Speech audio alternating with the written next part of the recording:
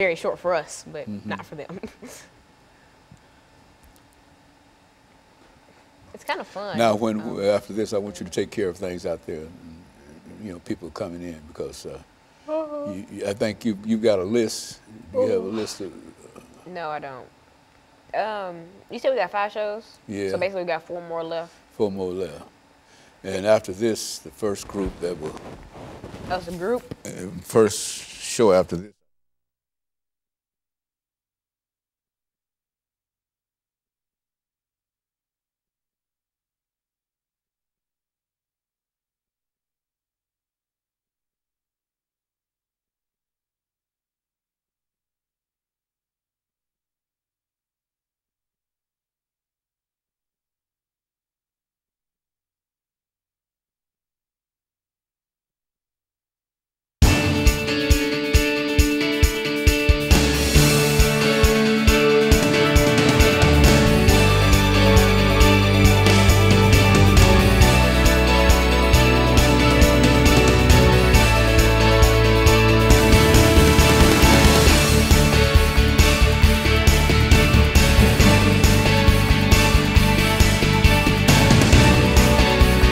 Thank you and welcome to the show this morning.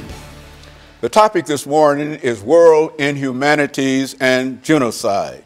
And we're fortunate to have with us this morning to talk about world inhumanities, man inhumanity to man, and genocide, Alana McLaughlin. Alana, let me welcome you to the show this morning, and I don't think that you really need any introduction to our audience this morning because you've been with us on so many occasions, and I think that you've given us so many, not only interesting, but so many excellent shows. But it appears to me that the one that we're dealing with this morning is sort of an unusual kind of show. But as I've said in reference to all of our shows, that you make a selection here, and so it's up to you in order to deal with this. But of course, we're going to talk about world inhumanities and genocide. But before we get into that, let's talk about your background, your education, and some of the important experiences that you've had. And then perhaps at the second segment, we'll get into world inhumanities and genocide. Well, as you previously stated, my name is Alana McLaughlin. I am 13 years old, and I just finished middle school, so I will be attending the National School of the Arts in the fall semester. I am heavily involved in plenty of organizations and summer camps, even though I'm just staying in town this summer, and many organizations. So I stay out the house a lot, ranging from church to neighborhood activities to marching band, and etc. And so I stay a pretty busy person. But world inhumanities and genocide, that's such a delicate topic because so many lives were lost that you really have to tread lightly when talking about something where millions and millions of people died, and it's hard to execute. And so I'm wanting to execute it, but I believe that I can. I believe that I can. I won't be able to say I understand why that happened because none of us truly understand, but I can tell you what happened, and I can give you timelines and etc. And so I want to get a bit into a word inhumanities and the difference between word inhumanities and genocide. Word inhumanities are just those cruel acts made by civilians that isn't genocide. Like genocide is a mass killing of a race, and the purpose is to get rid of that race. Eliminate that race. For example, the Holocaust. Hitler wanted to get rid of Jewish people. The difference between word inhumanity and genocide, say slavery would be word inhumanity. They didn't necessarily want to kill us off, they wanted to work us and put us to use. And so they weren't killing off African Americans, but forcing them to do hard labor, which sadly means that it's not genocide, even though it's still as bad as genocide. And so that's the difference between that. So if you hear me talking about slavery and you're like, oh, why didn't she include that as genocide? It's not technically genocide. It's a cruel act of civilization. It's one of the worst things to happen in U.S. history, but it's not genocide.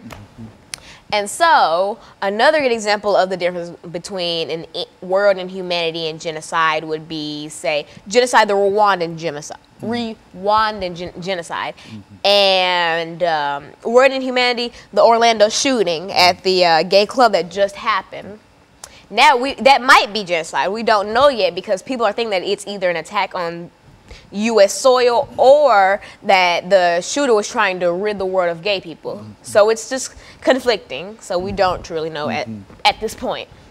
And so in a real sense, Alana, as we make preparations for our first commercial break here this morning, that this whole idea of world inhumanities, that is man inhumanity to man or woman's inhumanity to woman, that's not only important in terms of dealing with this whole issue of genocide, but I think we recognize that when we talk about genocide, we're talking about an attempt to bring a conclusion to something. And it's very rarely that we can assign the name genocide to many events, but I think that what you've done this morning is to come up with a number that you'd like to deal with in reference to it. And what we're going to do, we're going to take our first commercial break.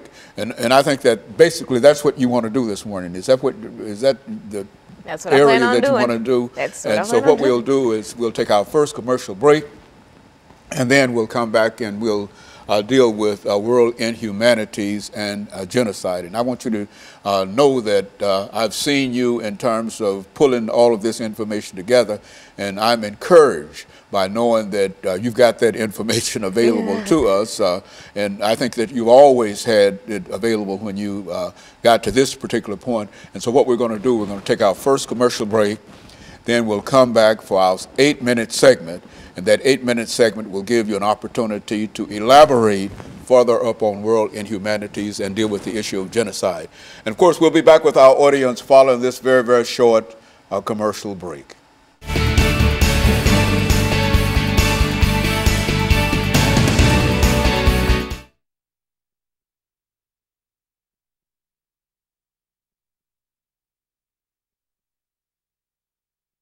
Man's inhumanity to man. Yeah.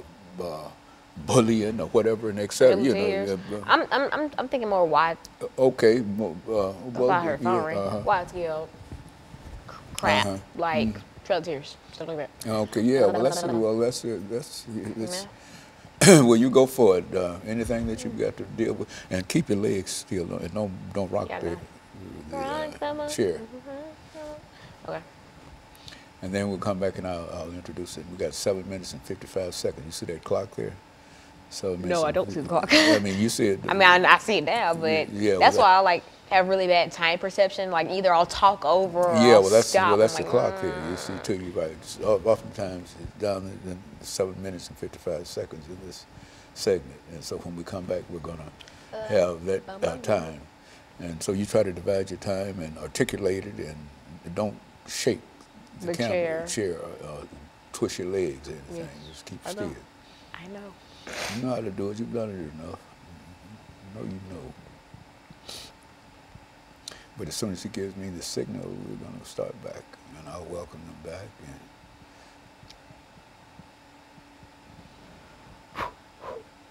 you ready?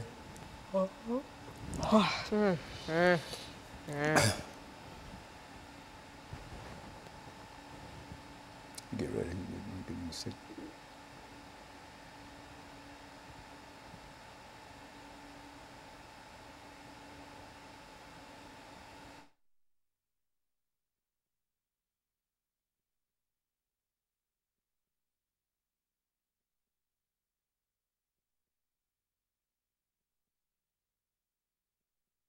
Thank you and welcome back to the second segment of the show for today.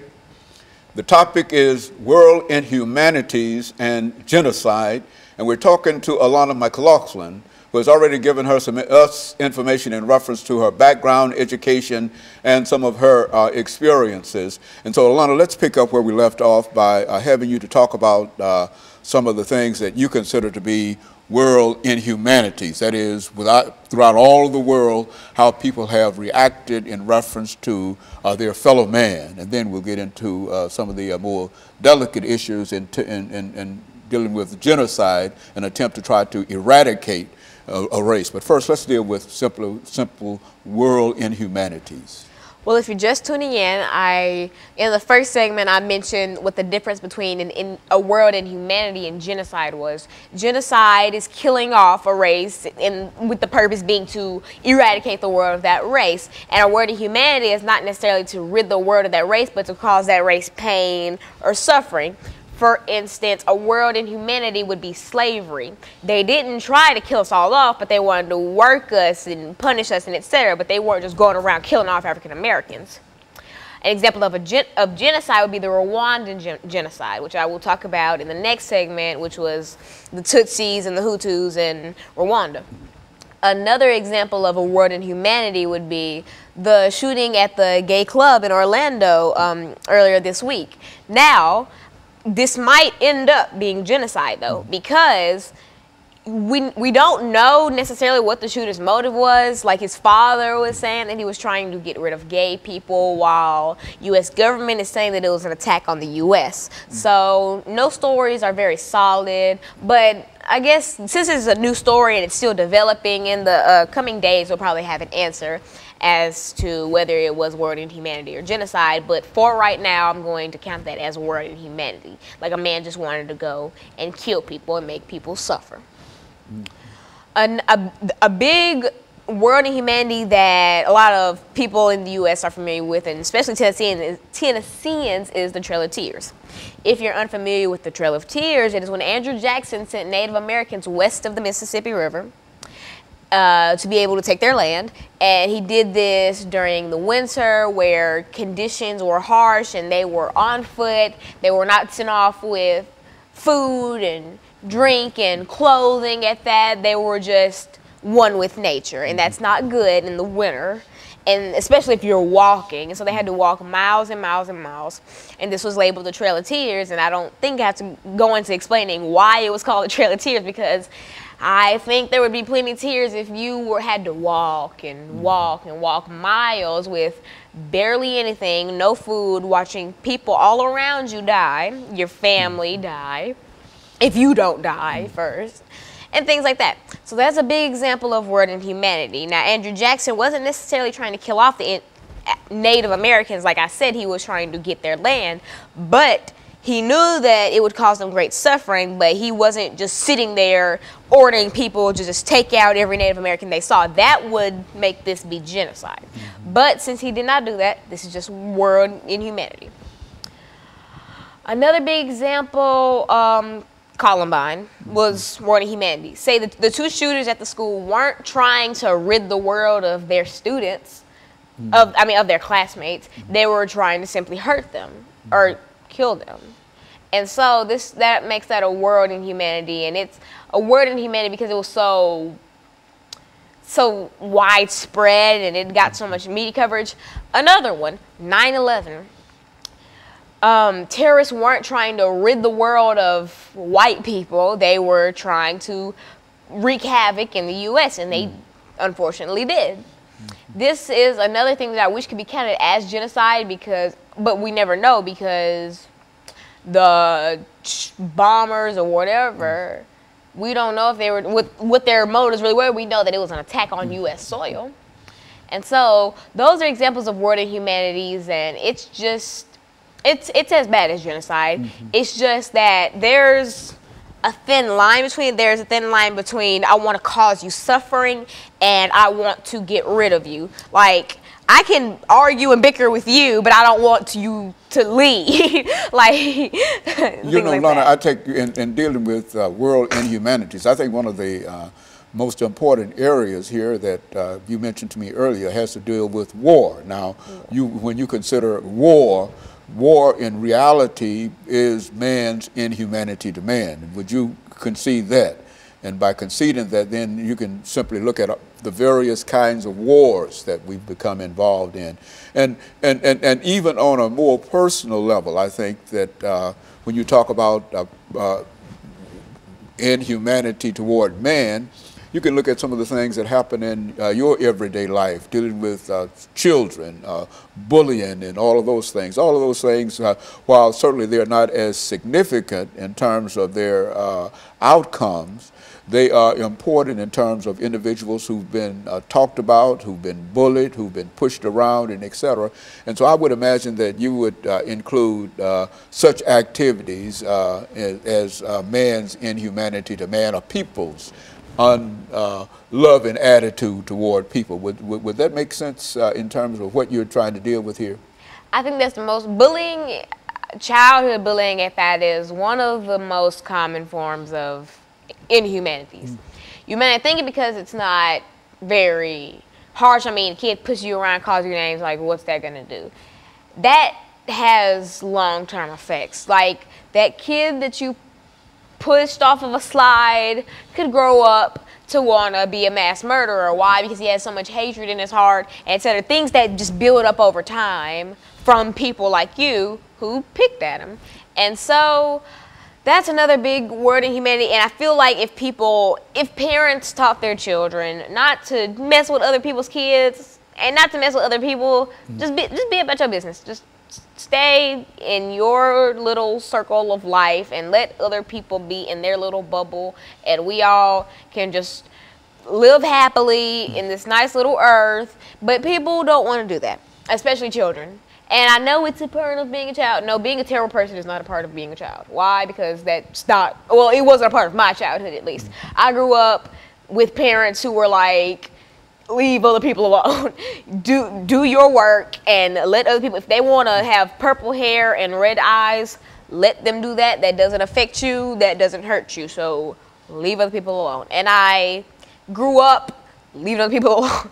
And that's helped me in the long run because it's helped mature me at a young age, and so that I can see inhumanities going on, and I can tell my friends, hey, you look stupid messing with other people, so just stay in your lane. Okay, so Alana, I think as we come to the end of this second segment, I think we can not only make preparations for this final commercial break, but we can say that when we come back, we'll deal more with the genocide part in reference to what we're doing. And we'll be back with our audience following this very, very short commercial break.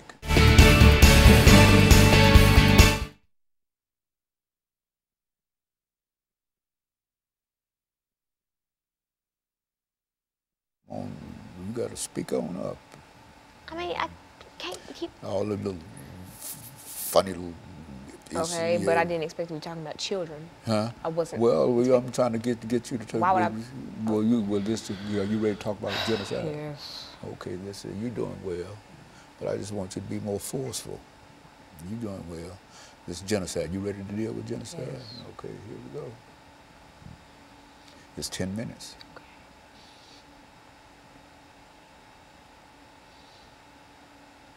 Give me some study you studied about on this reference to this. You doing right. You doing all right. I just want to feel star performance. That's what this is all about. This is about stardom. Yeah. You ready? Yes. Look up. Here it comes. Get ready.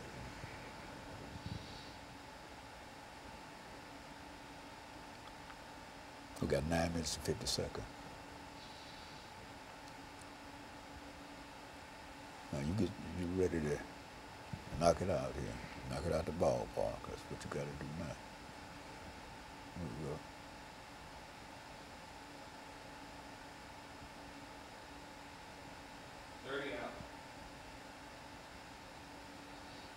Wake up, wake up. The camera's on you now.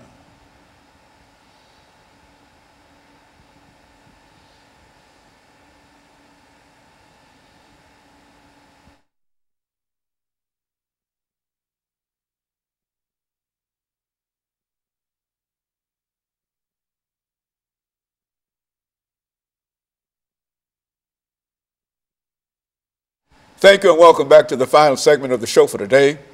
We're talking to Alana McLaughlin, and she's giving us some information in reference to world inhumanities and genocide. And of course, Alana, let us, during this final segment, think in terms of genocide. I think that you have information in reference to that, and I think that in order to deal with inhumanities, we're talking about something that is terminal, which is to say there's one thing to fight one another and to have wars and etc. But genocide is a little different, because the purpose of genocide is what? The complete eradication, I think, as you've mentioned, of a race. Let's talk about it from that perspective. Let's deal with genocide at this particular time. Well, if you're just tuning in previous segments I talked about what the difference between world inhumanities and genocide was.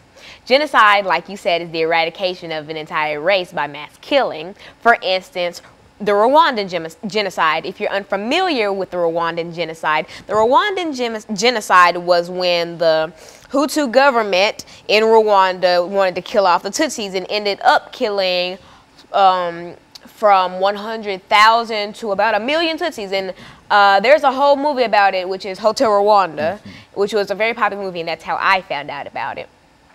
The biggest core difference between genocide and world inhumanities is basically perception, because not all the times that bad things happen can you actually ask the perpetrator, hey, why'd you do this? So if it looks like genocide, we're going to classify it as genocide, and if it doesn't, then it's just a world inhumanity. And I don't want to say just to kind of make it seem smaller than it is. It's still a great issue in the United States, and world inhumanities are way more frequent than genocide. Like I mentioned in the last segment, bullying is a world inhumanity, and you may not think it is because it's not great scale or all that, but it still is, because it's teasing, taunting one another, hurting each other, and that's a world inhumanity.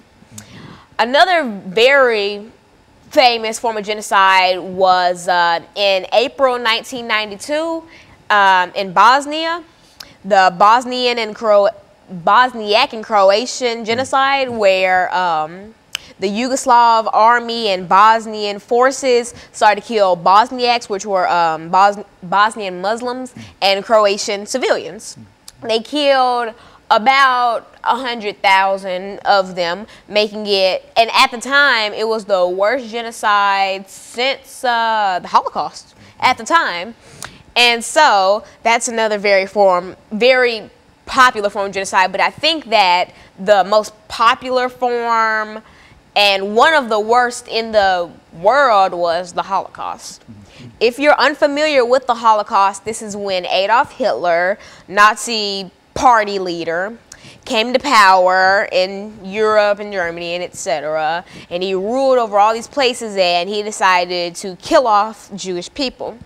Now, what a lot of people fail to realize is that he did not only kill Jewish people. Most people just say that he killed off Jewish people because that's who he killed off the most of. That's who that was the main target, you know? Say if you're hunting and you want a deer, but you see rabbits and etc., you're going to kill those as well. But the main target was Jewish people. He also killed gypsies and drifters and African Americans, lots of orphans, gay people. He killed anyone who wasn't his image of a perfect civilian, which was a blonde-haired, blue-eyed person with light skin. And so if you weren't Adolf Hitler's image of beauty, you were sent to concentration camps, you were forced to do hard labor, you possibly could be killed on sight, you could be robbed, and all these horrible, horrible things. And I think the key question that you have to ask when dealing with genocide is why? Why did someone want to kill, why did the Hutu government want to kill all the Tutsis? Why did Adolf Hitler want to kill all the Jewish people? Why did the Yugoslav army and Bosnian forces want to kill off Bosniaks? It's all stemming from one key thing, which is hate. Hate breeds every evil thing in the world. If you talk about any world inhumanity or genocide, look at the perpetrator and then think he had to have hated this group of people that he was targeting or whoever to be able to do something like this. Like the Trail of Tears. Andrew Jackson must have, I don't know if he hated them, and I can't really ask him now, but he had no sort of sympathetic feelings for the Native Americans, so he made them walk and he made them go out in the winter with no food and no clothing and etc. For the Holocaust, Adolf Hitler, now I can actually say, and he has been quoted as saying that he hated Jewish people, and that's why he did what he did, and it's not a justification by any means, but more of a reason why he did that. And so, I personally believe that a way that we can start to see a decrease in world inhumanities and genocides and killing is teach your children love before you teach them hate, and don't teach them hate at that. For instance, racism. Racism is not, you're not born racist, you're taught racism. In a lot of cases, a lot of 21st century racist teenagers and children were born into racist families. And so they see that growing up and they think that that's the right way to go, because your first role models are your parents and your family, and when you see them doing something, you're going to automatically assume that that's right. And when you hear otherwise, you want to fight with them because, no, my parents did it, those are my role models, and that's right. And so that's the key thing in a lot of this. And so many people would just say, oh, no, they're born to be da-da-da-da. That could have been changed by just simply teaching your children to love and be decent people. Oh, so, and Lana, so in your age group, do you find that there are many people who reflect upon some of the things that we're talking about now, about how they ought to feel toward one another, to enjoy and obey the golden rules, do unto others as you would have? Do you find much sentiment like that, or is it almost, as you've indicated on so many occasions, some kind of controversy or some kind of bullying or some kind of pushing or whatever? Is there any movement towards sanity in reference to man's relationship to man that you see in your everyday life? And if not, what can you tell your peers as to how they might make things better for everybody?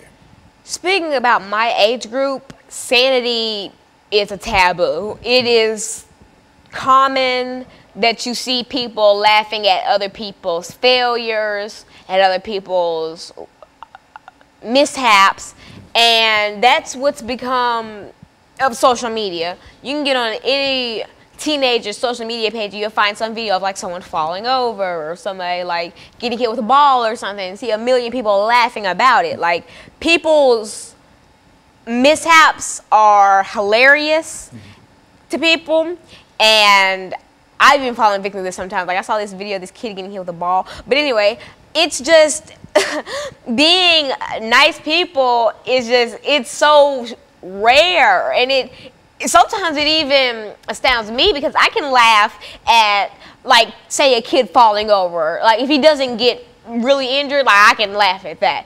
I can't laugh at someone getting hit by a car or falling off of bridges and stuff like that. And those are the types of videos that go viral, that people sit and laugh at for days and days and days. And I'm like, wow, when did we, like, I knew this generation was bad, and I knew that we were very selfish and not selfless, but I didn't know that it was that bad.